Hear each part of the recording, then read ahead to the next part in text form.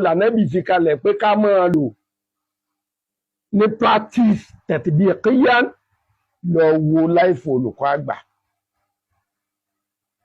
Olùkọ́ àgbà èyí tí màá fẹ́ kí gbogbo yín tí mo sì fi ń kọ́ àwọn ọmọ mi àtàwọn ọmọ kéwù mi tí ń sì fẹ́ ìwọ tó bá tó ṣe báṣù ònùwánù tó máa sọnù.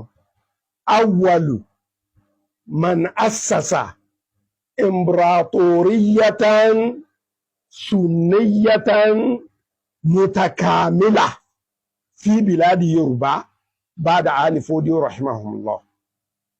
Kí n tó wí olùkọ́ àgbà ó tó ṣe tíra ó tó ṣe màkọ́là.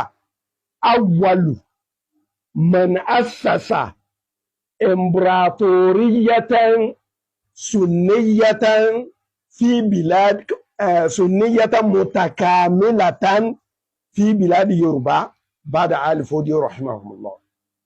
Olùkọ́ àgbà ni the first ẹni tó kọ́kọ́ establish Sunna empire, complete comprehensive Sunna empire nílẹ̀ Yorùbá lẹ́yìn Ali Fodi o.